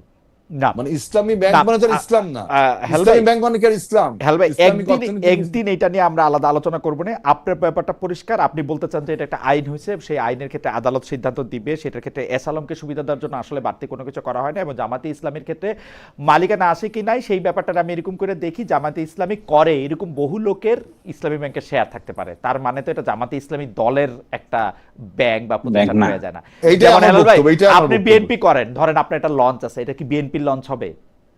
না তো এই একই রকম একটা যদি আপনার একটা ব্যাংক থাকে, আপনার যদি একটা সমবায় না, না, ব্যাংক তো আপনার বাংলাদেশ ব্যাংকের আইনে চলবে। রাইট, কিন্তু এটা আপনি তো একটা ব্যক্তি মালিক হলে মালিকানা তো থাকতে পারে। বাংলাদেশ যেমন ব্যাংক- ধরেন মীর কাসেম না। আলী এটার মালিকানার মধ্যে ছিলেন, মালিকানা তার নিশ্চয় অংশ ছিল, হয়তো তার পরিবারও থাকতে পারে, কিন্তু এটা কি জামাতে ইসলামের মালিকানা আপনি বলবেন? আমি তো বলবো জামাত ইসলাম দাবি করছে, সংসদে তো- দাবি তাইলে করেছে, কি- বাইরে দাবি করেছে। আচ্ছা না, সংসদ দাবি দাবি করে করে কেন? নাই। আচ্ছা, আমাদের ব্যাংক একটা বলতে ব্যাংক- আমাদের না। ব্যাংক বলতে আমাদের ব্যাংক বলতে আমাদের দলের ব্যাংক, জামাত ইসলামের ব্যাংক নাই। যেমন আমি হেলাল ভাই, আমি একটা কথা দলের বলি। ব্যাংক হয়, এটা কি BNP? হেলাল ভাই, আপনি হেলাল ভাই, কি দলের ব্যাংক বলতে পারেন? হেলাল ভাই, আমি একটা কথা বলি। ওই যে বাংলা মোটরের যে এইচএসবিসি ব্যাংকটা, এইটার যে বিল্ডিংটা, সেইটা কি বিএনপির বিল্ডিং? মিন্টু ভাইয়ের বিল্ডিং?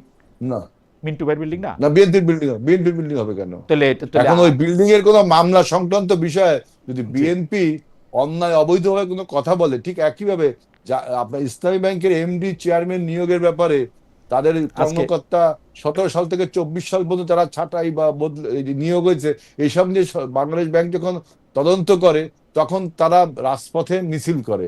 তার মানে কি, যে ফিনান্সিয়াল প্রতিষ্ঠানগুলো যে তাদেরকে বিভিন্নভাবে তারা যে আপনার এখানে মানে ইল মোটিভেট নিয়ে অনেক কাজ করছে, আমার মনে তার হয় যে প্রমাণ হয়ে যায়। আমার মনে হয় হেলবে, আমি আপনার একটা ছোট মুখে বড় কথা বলে রাখি, ইসলামী ব্যাংক নিয়ে যা হয়েছে আমার মনে হয় বিএনপিরও মিছিল করা উচিত, যে বিএনপি এই যে অন্যায় হইতেছে সেই অন্যায়ের বিরুদ্ধে বিএনপিরও মিছিল করতে। এখন বিএনপি সরকারে আছে, হয়তো আপনারা করবেন না, কিন্তু আওয়ামী লীগ থাকলে এটা নিশ্চয়ই আপনারাও করতেন। এটা কোন জামাত কোন ইসলামী অন্যায়, কোন অন্যায়? বিএনপির বিরুদ্ধে আমরা বরং তো ব্যাংকটাকে সেভ করছি তাই। জামাতের হাত থেকে। ওকে, ব্যাংকটাকে আমার মনে হয় যে ইসলামী এখন ব্যাংক থেকে আমি একটু ইসলামী ব্যাংক থেকে বাইরে হই। আমাকে এক মিনিট। আচ্ছা, দয়া করে। আমি একটু স্নেহের ব্যারিস্টার শিশির মনির, যারা আমি অনেক শ্রদ্ধা করি, তার কাছ থেকে আমি একটু 1 মিনিট শুনি। আমরা একটু আগাইতে হবে ব্যারিস্টার। 1 মিনিট, 1 মিনিট আমি নিচ্ছি। আমার ভাইয়ের প্রতি শ্রদ্ধা রেখে আমি কথাটা বলছি। I am very respectful to him. at the same time, আমি শুধু এতটুকু বলছি, আমরা ডিসেন্সি এবং মরালিটির মধ্যে আমি মনে করি ইসলামী ব্যাংকের অতীত সরকারের আমলে যেভাবে ডিজিএফআই কে ব্যবহার করে জবরদস্তি করে ডাইরেক্টরশিপ গুলোকে ট্রান্সফার করে নিয়ে এসালম একা 82% শেয়ারের মালিক হয়ে বসে আছেন, বিএনপি সরকারের জন্য জাস্টিস হবে তারা যদি বলতে পারে ইয়েস, যে প্রক্রিয়ায় এই শেয়ারগুলোকে ডিজিএফআই এর মাধ্যমে ওয়েস্টিন হোটেলে নিয়ে বাধ্য করে ট্রান্সফার করে নেওয়া হয়েছে, বিএনপি সরকারের উচিত হবে সেই প্রকৃত লোকদের কাছে সেই মূল্যে এই শেয়ারগুলো ফিরিয়ে দেওয়া। তখন আমরা বিএনপির প্রতি উইল বি মাচ মোর ট্রাস্টওয়ার্থি। আমি কি ছোট্ট করে একটা জিনিস আপনার কাছে জানতে পারি, যে আপনি আসলে আপনি যথেষ্ট তরুণ, আপনার বয়সে আপনি অনেক বেশি সত্য কথা বলার জন্য অনেক বেশি আপনি নানা কারণে আপনাকে এও বলে সেও বলে। আমি আপনাকে একটা সরাসরি প্রশ্ন করি, আমি অবশ্যই আপনার এই বক্তব্যের সাথে একমত। ইসলামী ব্যাংকের এই শেয়ারের ক্ষেত্রে যেরকম ভাবে একটা প্রতিরক্ষা গোয়েন্দা সংস্থাকে ব্যবহার করা হয়েছে, যেভাবে এটা করা হয়েছে, সেটার ক্ষেত্রে আসলে আমি দেখতে চাই যে এটার ক্ষেত্রে জাস্টিস আসুক।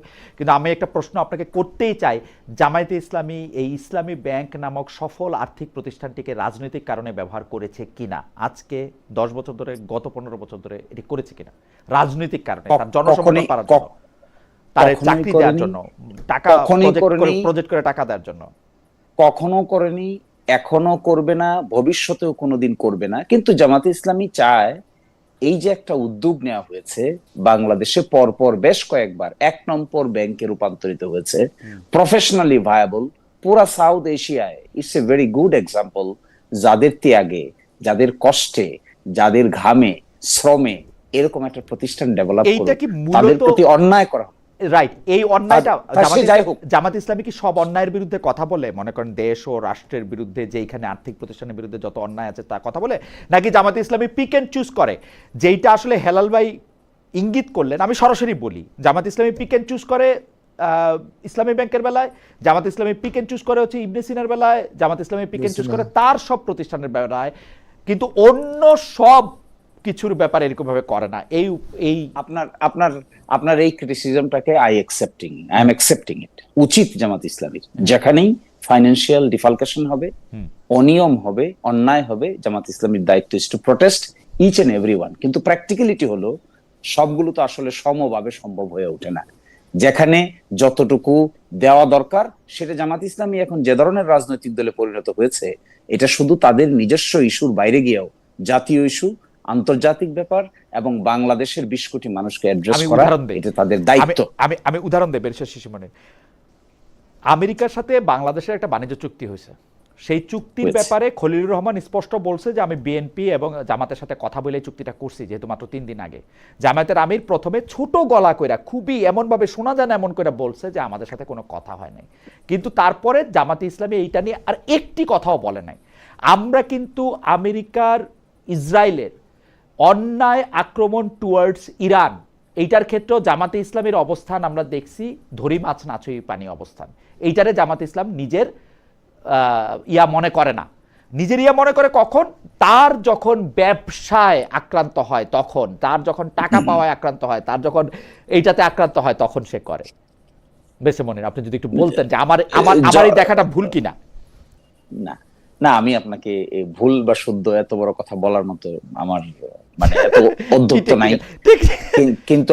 কিন্তু আমি বলছি এটা যে ওকে, জামাত ইসলামী সাধারণত মানুষের নেচার কি ভাই? মানুষের নেচার তো এটাই, যে জিনিসের সঙ্গে আপনার গভীর মমত্ববোধ থাকে সেই জিনিসে আপনি রিঅ্যাকশন বেশি শো করেন। এটা মানুষের নর্মাল, এটা হলো মানুষের একটা নর্মাল ফেতরা। তারপরেও জামায়াত ইসলামী এজ এ পলিটিক্যাল পার্টি, এত বড় বিরোধী দল, তাদেরকে আর শুধু নিজেদেরকে নিয়ে ব্যস্ত থাকার সময় নাই।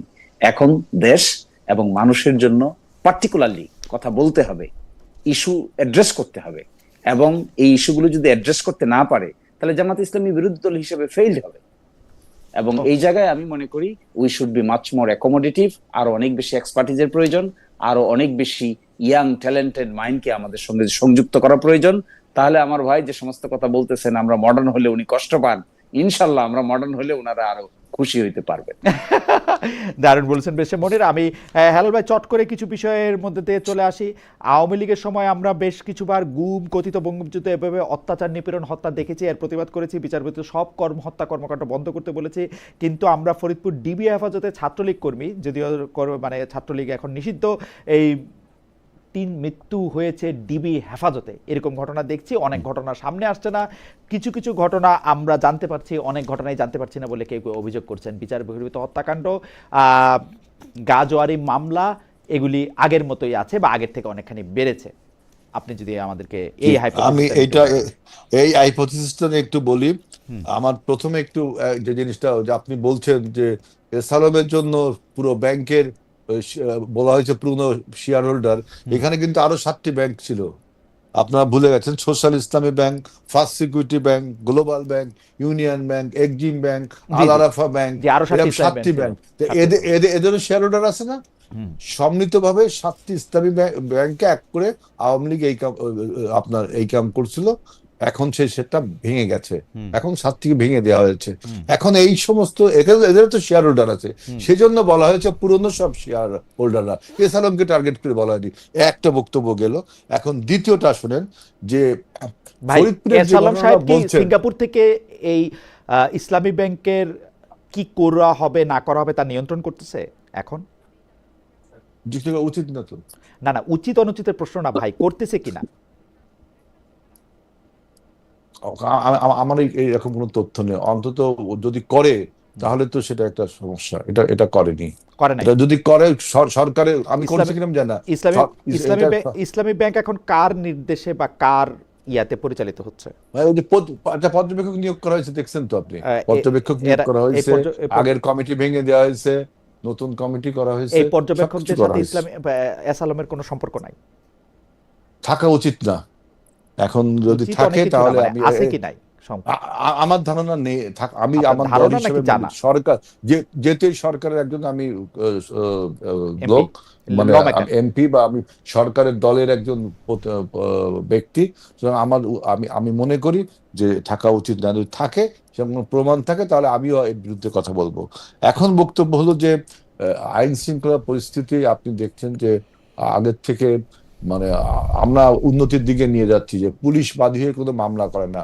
ফরিদপুর যে ডিবি অফিসে যে ঘটনা ঘটছে, এই ঘটনার পুলিশকে অবশ্য আপনার তদন্তের আওতায় আনা হয়েছে, এবং সেখানে আমি যতদূর জানি পুলিশকে তদন্তের আওতায় বিচারে আনা হয়েছে যে কি ঘটনা ঘটেছে। এরকম পুলিশ হেফাজতে কোনো আসামির মৃত্যু কোনো রাজনৈতিক কর্মী আমরা কামনা করতে পারি না, কারণ 17 বছর এটার বিরুদ্ধে আমরা আন্দোলন করেছি, এবং এরকম কোনো কিছু হচ্ছে এবং পুলিশ বাঁধিয়ে কোনো মামলা করছে, রাজনৈতিক হয়রানি কোনো মামলা হচ্ছে না। ভাই আপনার চোখ তো কিছুই এরা না।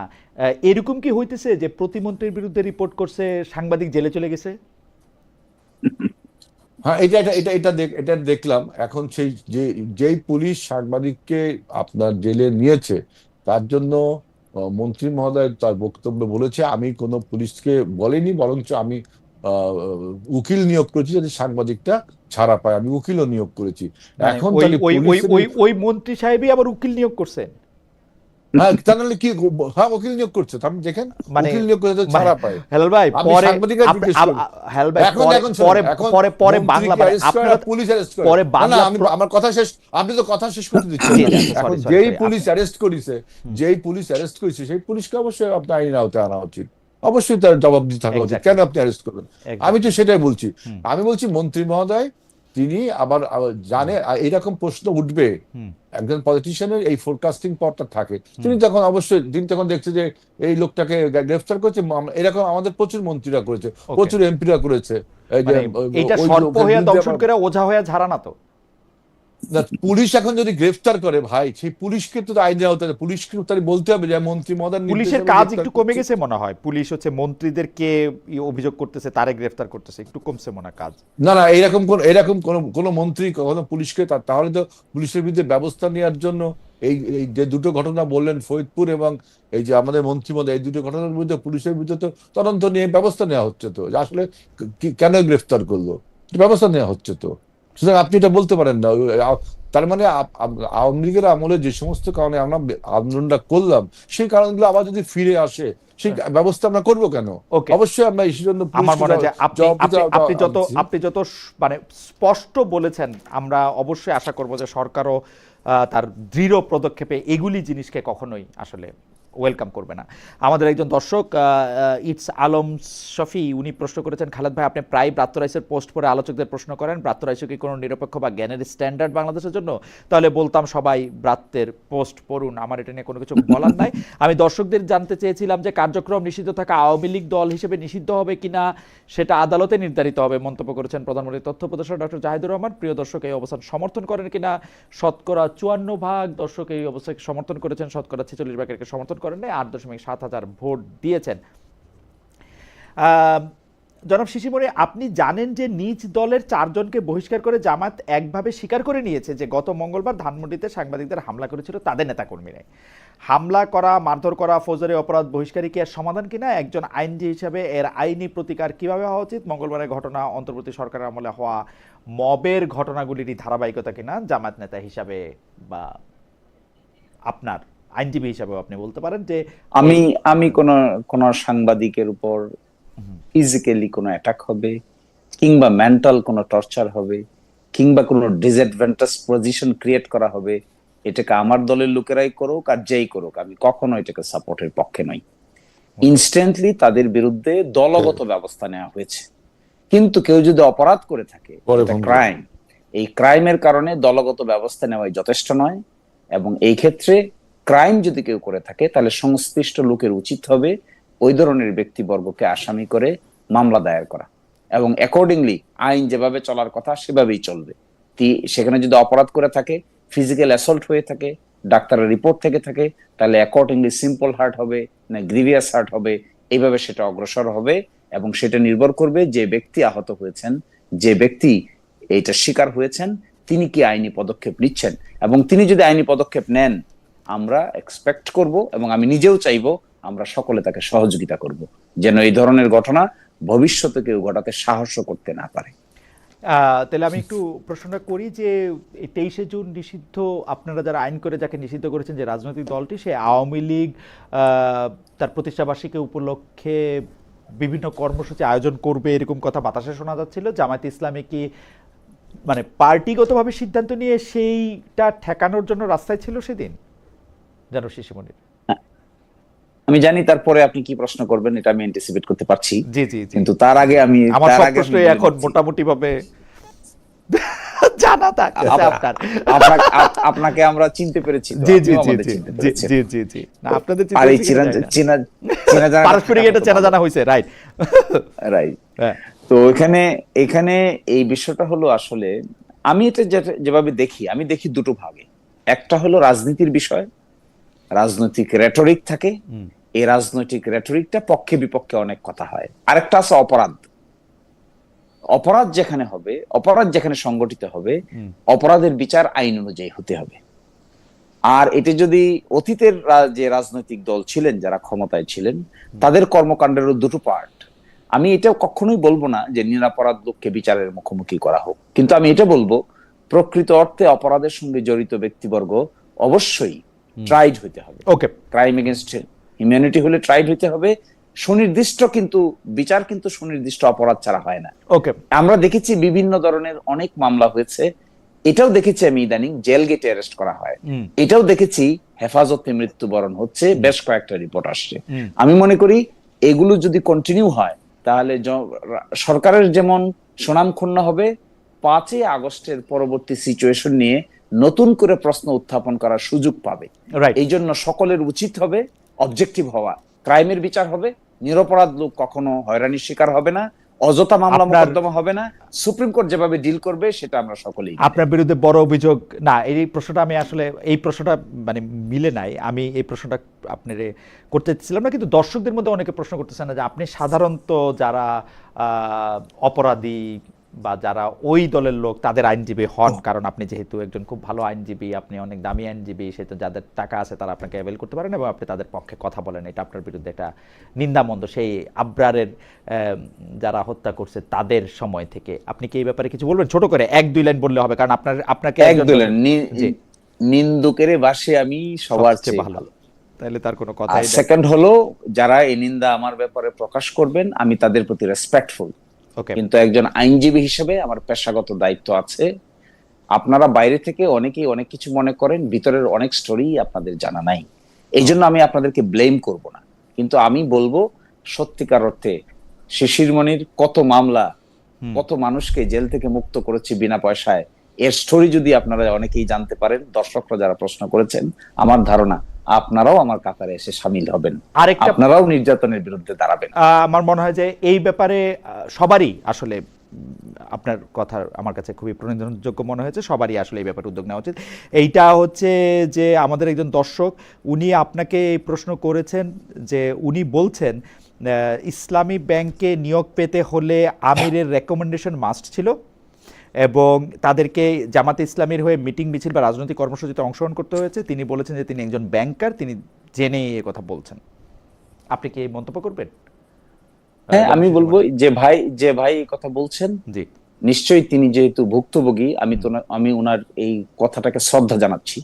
আর আমি মনে করি অবশ্যই যদি কেউ এটা করে থাকেন এবং যারা পলিটিক্যালি ব্যবহার করেছেন, আমি মনে করি দ্যাট ওয়াজ ব্যাড থিং, এটা করা উচিত না। জামাত ইসলামী করলেও করা উচিত না, কোনো ম্যানেজার করলেও করা উচিত না, কোনো আমির সাহেব করলেও করা উচিত না। ওকে, আমাদের একজন দর্শক রফিক মমিন উনি বলেছেন honourable journalist his excellency mister Khalid, বুঝাই যাচ্ছে যে তিনি একটু মানে is journalist above the law, someone has file case against the journalist and you journalist want to go through court procedure, shame for you. ভাই, আমি কোনোদিন জার্নালিস্টরা আইনের ঊর্ধ্বে সেই কথা আমি বলিও না, এবং আমি শুধু জানতে চাই যে তাকে আসলে এই কারণে গ্রেফতার করেছে না ওই কারণে গ্রেফতার করেছে। ব্যারিস্টার জনাব আজল বারী হেলাল বললেন যে প্রতিমন্ত্রী নিজেই নাকি তার জন্য একজন আইনজীবী নিয়োগ করেছেন যাতে তিনি বের হয়ে আসতে পারেন, সেক্ষেত্রে আমার কোনো আলাদা করে কোনো কথা নাই।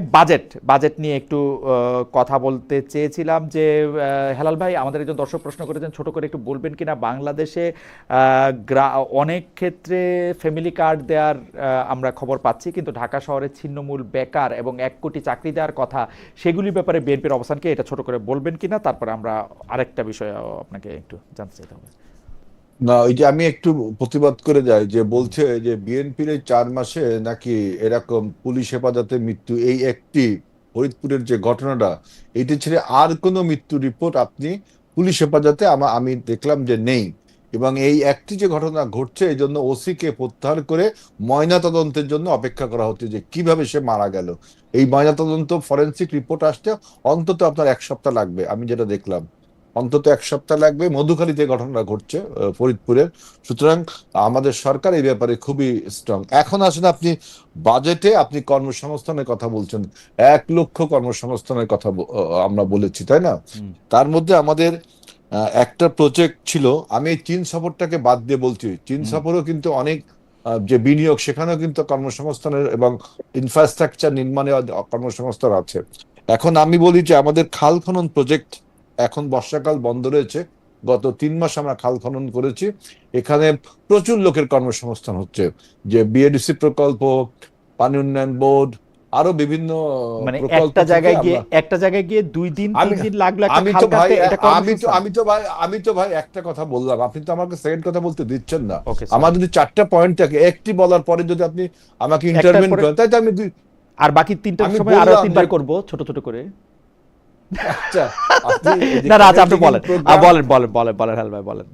না, এটা তো দেখেন এখন তো আমি একটা জিনিস বলছি তখন তো ভুলে যেতে হবে। আচ্ছা, ক্যানেল sorry, ডিগিং বল। প্রোগ্রামে এখানে এমপ্লয়মেন্ট হবে। আমরা যে স্বাস্থ্য খাতে স্বাস্থ্যকর্মী নিয়োগ দিচ্ছি 1 লক্ষ, এইটা একটা আপনার এমপ্লয়মেন্ট। আপনার এরপরে আপনার এই যে আপনার সোশ্যাল সেফটি নেটের যে প্রোগ্রামগুলো নিয়েছি, দেখেন এইটাকে খুব আপনি সোশ্যাল সেফটি নেটে যেমন ফ্যামিলি কার্ড, কৃষি কার্ড দিয়েছি না, এইখানে একটা সঞ্চয় হবে কিন্তু প্রত্যেকটা পরিবারের। এই সঞ্চয় থেকে সে একটা এন্টারপ্রেনারশিপে যেতে পারবে। এটা ব্যাখ্যা করে বললে হয়তো বুঝবেন, আমি তারপরে বলছি যে এখান থেকে একটা সোশ্যাল সেফটি নেট যে প্রোগ্রামগুলো আমরা দিয়েছি, এখান থেকে একটা এন্টারপ্রেনারশিপ গ্রো করবে। এবার আমাদের যে আমরা যে আইসিটি পার্কগুলো করব, আমাদের যে তথ্য প্রযুক্তি খাতকে প্রায়োরিটি দেওয়ার জন্য, যেহেতু বাংলাদেশ যদিও রিসোর্স পুয়ার কান্ট্রি না, কিন্তু মানে রিসোর্স পুয়ার কান্ট্রি বলা হয় কিন্তু জাপানের মতো রিসোর্স পুয়ার না আমরা। জাপান খুব রিসোর্স পুয়ার কান্ট্রি বা টেকনোলজিক্যালি খুব অ্যাডভান্স কান্ট্রি। আমরা সেই টেকনোলজিক্যালি অ্যাডভান্স কান্ট্রি করবার জন্য আমাদের যে সরকারের উদ্যোগ, এই যে আপনার আইসিটি ক্ষেত্রে এখানে প্রচুর কর্মসংস্থান হবে। এই জন্য 4 মাসে আপনি 4 মাসে আমাদের ইনিশিয়েটিভস গুলো আমরা নিচ্ছি। এখন আবার সরকারি পর্যায়ে নিয়োগও আমরা আমরা করছি। পুলিশের নিয়োগ হয়েছে, ওকে, আবার পুলিশের নিয়োগ দিয়েছি, চলছে এখনো। সুতরাং এই কর্মসংস্থান আমরা সৃষ্টি করব। বাজেটে আপনি দেখেছেন যে সোশ্যাল সেফটি নেটে, তারপরে আপনার কৃষি ক্ষেত্রে সবচেয়ে বেশি কর্মসংস্থান হয় বাংলাদেশে। এমনি বাংলাদেশে এমনি এমনি এমনি হেলাল ভাই, আপনি আপনার কনস্টিটিউয়েন্সির সঙ্গে আপনার আসলে খুব ভালো সম্পর্ক, আপনার যাওয়া আসা থাকে। তো আপনার যারা ভোটার আছেন তারা মোটামুটি খুশি আছে এখন বিএনপি সরকারের এই 4 মাসে, মানে এত মাত্র শুরু সরকারের, তবু লক্ষণ দিকে খুশি কিনা আপনার কনস্টিটিউয়েন্সির লোকরা?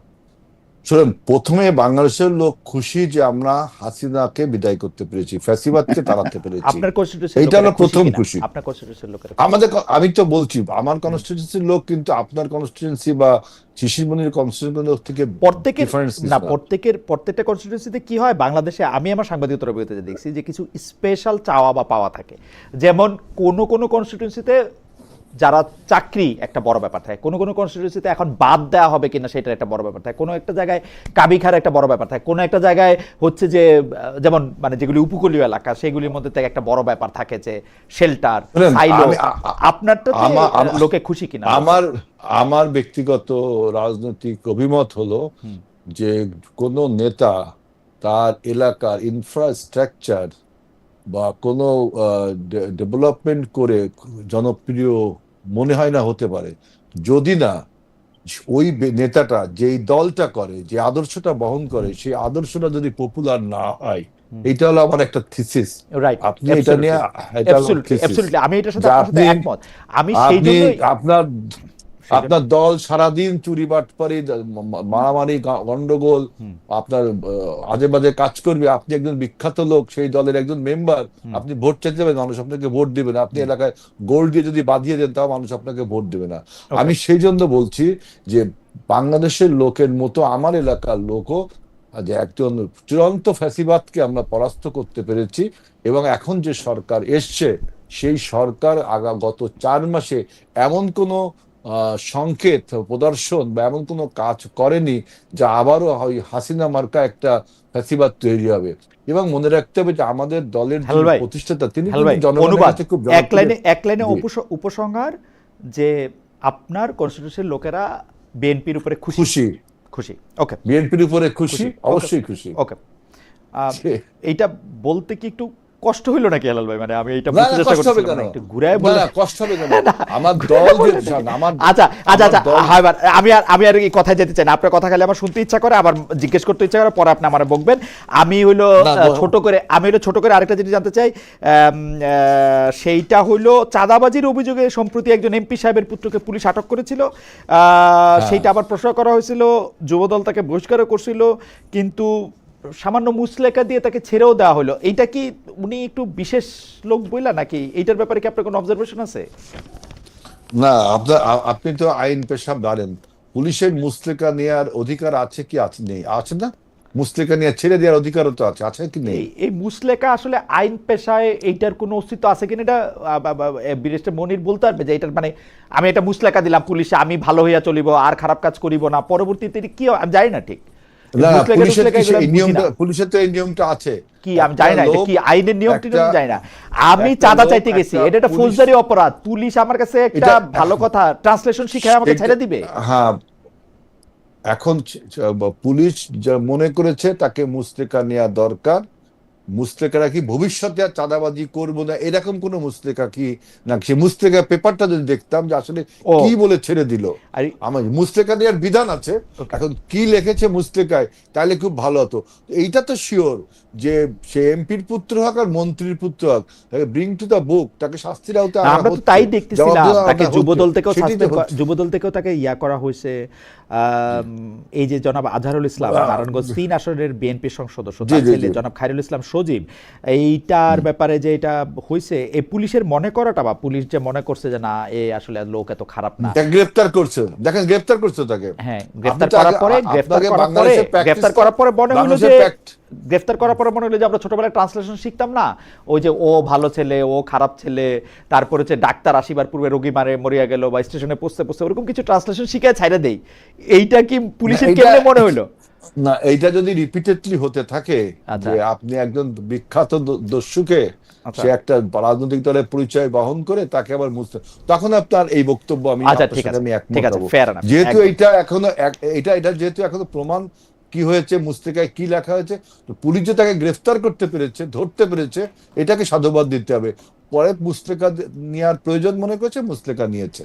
আচ্ছা, আমার আমার হ্যালো ভাই, আপনাকে ধন্যবাদ। আমি একটু ব্যারিস্টার শিশিরমণির কাছে আসি। জনাব শিশিরমণির, বিএনপি সরকার জুলাই সনদ, রাষ্ট্র সংস্কার ইত্যাদি নিয়ে যে অবস্থান নিয়েছে তার প্রতিবাদ করে জামায়াতপন্থী 7 জন ডেপুটি অ্যাটর্নি জেনারেল এবং 11 জন সহকারী অ্যাটর্নি জেনারেল পদত্যাগ করেছেন। 7 ডেপুটি ডিএজি, 11 এএজি। এখন মানে আমি এটার একটু অন্যভাবে দেখি। আমি দেখি কি, আমার কাছে মনে হইতো না ডক্টর মোহাম্মদ ইউনূস সরকারকে জামায়াত সরকার চালায়। এই অ্যাটর্নি জেনারেল অফিসে এই 7 জন ডেপুটি অ্যাটর্নি জেনারেল, 11 জন সহকারী অ্যাটর্নি জেনারেল যারা মামলাগুলি করবে, তাদের থাকাটাকে মনে হয় না যে জামায়াতের পরিচয়কেই অগ্রাধিকার দিয়েছিল। বিশ্ববিদ্যালয়ের ভিসি এবং অন্যান্যদের কথা আমি বাদই দিলাম। ডক্টর মোহাম্মদ ইউনূসের সরকারটা আসলে আপনাদেরই সরকার ছিল বা জামাত ইসলামেরই সরকার ছিল, কেউ কেউ এরকম বলে থাকেন, ঠিকই বলেন তাই নাকি? আর আরেকটা ছোট প্রশ্ন বেশি মনে, সেটা হচ্ছে যে আপনি কি ওই যে সাবেক আইজিপি জনাব আব্দুল্লাহ মামুনের আইনজীবী? এটা আপনি মানে উত্তর দিলেও দিতে না না না না না, এটা প্রচারণা। তাহলে ফার্স্ট কথা হলো, আমার ভাইয়ের একটা ছোট্ট শুধু দিলাম, এক্সটর্শন কিন্তু বাংলাদেশের দণ্ডবিধি 383 384 ধারায় একটা অপরাধ। অ্যাবসলিউটলি। এবং এক্সটর্শন বা চাঁদাবাজি যদি কেউ করে তাহলে তার সাজা 3 বছর পর্যন্ত হতে পারে। এটা মুসলেকার সাবজেক্ট ম্যাটার না। সত্যিকার অর্থে কাউকে যদি এক্সটর্শনের এটা আচ্ছা, মুসলেকার সাবজেক্ট ম্যাটার কি এইটাও একটু যদি বলেন। আমি আমি আমি আমি ভুলে গেছি যে যেহেতু আমি আইন করি নাই, আমার কিছু মনে থাকে। মুসলেকার subject matter is a good conduct. আচ্ছা, আপনি একটা ব্যাড কন্ডাক্ট করেছেন which is not punishable under the penal code, like যা নাকি ফৌজদারি বিচার, ফৌজদারি যে দণ্ডবিধি আছে, দণ্ডবিধির অধীনে যেটা অপরাধ, কিন্তু পানিশেবল এই অপরাধে এটা পানিশেবল না। যেমন আপনি এখানে যেমন ধরেন আপনি কি করলেন, আপনি রাস্তা দিয়ে হেঁটে যাচ্ছেন, আপনি একটা মোটরসাইকেল চালাচ্ছেন, আপনি এটা মোটরসাইকেলটা উচ্চ স্বরে চালাচ্ছেন। আচ্ছা, আওয়াজ হচ্ছে, এই যে উচ্চ স্বরে মোটরসাইকেল চালাচ্ছেন, আওয়াজ হচ্ছে, নুইসেন্স ক্রিয়েট হচ্ছে। এটা বাংলাদেশের দণ্ডবিধিতে স্পেসিফিক্যালি ওই ধরনের কোনো অফেন্স না। ইটস ভেরি পেটি অ্যাক্ট। এই পেটি অ্যাক্টের জন্য থানা আপনাকে ধরলো, আপনি কেন এটা করছেন, ডিস্টর্টেড বিহেভিয়ার করছেন কেন? আপনি থানাকে বলবেন ভবিষ্যতে আর করবো না, আমাকে মাফ করে দেন, আমার এটা ভুল হয়ে গেছে, I was not in proper mind, তখন আপনি মুসলেকা দিয়ে ছুটে যাবেন। রাইট। কিন্তু আমারও ফেকলি মনে পড়তেছিল যে ক্লাস 10 11 পার হইলে ঠিক মুসলেকার কাহিনীটা।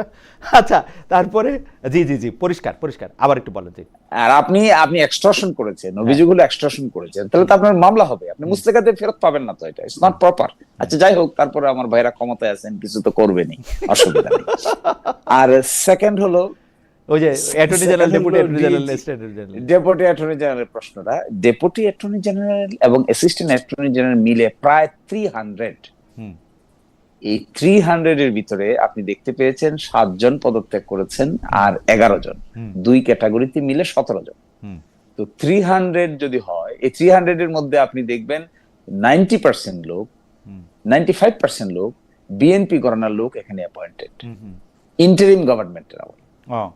তাহলে এই স্ট্যাটিস্টিক্স থেকে এটাই প্রকাশিত হচ্ছে যে 300 জনের ভিতরে যদি 17 জন হয় তাহলে কি বলা যাবে এটা Okay. জামাতের সরকার? ঠিক আছে বেশি মনির, আমি কি এই দ্বিতীয়ত- ফর্মুলাটা অ্যাপ্লাই করব কিনা? ফর্মুলাটা হইল যারা বিএনপি সরকারে আসার পরে যারা অন্তর্বর্তী সরকার থেকে পদত্যাগ করছে তারা আসলে জামাতের লোক, এই ফর্মুলা আমি অ্যাপ্লাই করব কিনা? করতে পারেন, কারণ তাইলে তাইলে হচ্ছে যে সব বিশ্ববিদ্যালয়ের মাননীয় ভিসিরা, সব বিশ্ববিদ্যালয়ের ভিসিরা না, কিন্তু এটা এই ফর্মুলাটাও কেউ যদি আপনার এভাবে এভাবে দেখে, যেমন ঢাকা বিশ্ববিদ্যালয়ের ভিসি, এন্ড ঢাকা বিশ্ববিদ্যালয়ের VC was a good academician, we saw him. এখন তাকে যদি কেউ বলে এই জন্য সে জামাতের লোক, তার দাঁড়িয়েছে নামাজ পড়ে, তাহলে তো এরকম বাংলাদেশের লক্ষ কোটি মানুষকে আপনি জামাতের লোক হিসেবে আখ্যায়িত না করতে না, হ্যাঁ হবে। অ্যাবসলিউটলি। এবং আমরা দেখেছি কোন কোন জায়গায় আপনার পুলিশ অফিসার নামাজ পড়ে, তো পুলিশ অফিসার একজন মানুষ নামাজ পড়তে পারে না? পারে, হয়তো অনেস্টি ডিগনিটির কথা বলে, তখন আইডেন্টিফাই করে ফেলে এই লোকটা হলো জামাতের লোক। আমি এরকম দুইজনের সঙ্গে আমার জীবনে সাক্ষাৎ হয়েছে, যারা জামাতের লোক শোনার পরে বলছে এই জীবনে প্রথম শুনলাম যে মানুষ আমাদেরকে জামাত হিসেবে টেক দিচ্ছে। তো বললাম কেন দিচ্ছে ভাই? একজন ডিসি সাহেবের সঙ্গে আমার কথা হয়েছিল, আরেকজন এসপি সাহেবের সঙ্গে। বলছে ভাই এই কারণে যদি জামাতের লোক হয়ে যায় তাহলে তো আপনাদের দলের লোক খালি বাড়তেই থাকবে, আপনাদের লোক খালি দিন দিন বাড়তেই থাকবে। না আমার মনে হয় ফলে যে এটা মনে হয় proper আপনার যেরকম ফ্যাশনেবল দাড়ি, খুবই ওয়েস্টার্ন পোশাক, ওইটা তো এখন বিরাট কোহলিরও আছে। ওইটা বাদ দিলে এই যে মনে করেন যে ইসলামী দাড়ি বা ইসলামী লিবাস, আমি খেয়াল করি সংসদে বিএনপির লোকের জামাতের লোকদের চেয়ে কম না, মানে এইটা দিয়ে আলাদা করা যাবে না, কম না কোনো অংশে, এটা দিয়ে আলাদা করা যাবে না। হ্যাঁ এটা দিয়ে আলাদা করা যাবে না, এটা দিয়ে কোনো এটা আলাদা করা যায় না, আসলে এটা আলাদা করা যায় না। আচ্ছা এই আমার জন্য মনে হয় যে ঢাকা বিশ্ববিদ্যালয়ের ভিসি এবং বিভিন্ন বিশ্ববিদ্যালয়ের ভিসির ব্যাপারে যেটা না, কথা আমি বলা অবশ্য হয়, ভিসি সাহেবের আপনার মানে স্টাইলিশ দাড়ি দেখছিলাম, ঠিক আমি ওরকম লিবাস দেখি নাই, কিন্তু কাজে কর্মে একটু জামায়াত এনসিপি মনে হয়েছে ওনারা। আমার মানে কেন মনে হয়েছে, এটা আমার মনে হয় ভুল হতে পারে, বাট আমার মনে হয়েছে। না ঠিক আছে, না ঠিক এটা আছে, আমার এটা মনে হতে হয়েছে। পারে, কিন্তু আমি বলছি যে এই সমস্ত বিষয়ে আমরা ঢাকা বিশ্ববিদ্যালয়ের ভিসি জনাব প্রফেসর এমাজউদ্দিন সাহেব ছিল, ঢাকা বিশ্ববিদ্যালয়ের ভিসি ছিল টাওয়ারিং ফিগার মানুষ, যাদের একাডেমিক কোয়ালিফিকেশন দেখলে আমাদের ঈর্ষা হতো, যাদের নাম শুনলে আমরা ইন্সপায়ার্ড হতাম যে আমাকে এরকম হতে হবে, আমাকে এরকম পড়াশোনা করতে হবে, বই লিখতে হবে, রাষ্ট্রবিজ্ঞানী হতে হবে, সমাজবিজ্ঞানী হতে হবে। তা আমরা এই কনসিডারেশনে বিএনপি হলেও আমাদের অসুবিধা নাই, জামাত হলেও আমাদের অসুবিধা নাই, নিউট্রাল হলেও আমাদের অসুবিধা ওকে, কিন্তু আমরা দেখতে চাই ঢাকা বিশ্ববিদ্যালয়ের ছাত্র ছিলাম আমি, আপনি, আমরা সকলেই, আমাদের বিশ্ববিদ্যালয়ের ভিসি ইন্টারন্যাশনালি রিপিউটেড একাডেমিশিয়ান হবে, এতে আমাদের চক্ষু জুড়িয়ে যাবে, ব্যক্তিগত কোনো লাভ। আমরা একদম অনুষ্ঠানের শেষ পর্যায়ে, আমরা অনুষ্ঠান শেষ করতে কোনো প্রশ্ন নাই। হেলাল ভাই, আপনি আজকে আপনাকে অনেকবার, আপনাকেও আমার ব্যারিস্টার মনিরকেও অনেকবার আমি ইন্টারাপ্ট করছি, সেই দোষ স্খলনের জন্য আপনি এখন নিরুপদ্রব 1 মিনিট বলেন কোনো প্রশ্ন ছাড়া, তারপর আমরা মনিরকে 1 মিনিট শুনে আমরা আজকের মতো বিদায় নিই।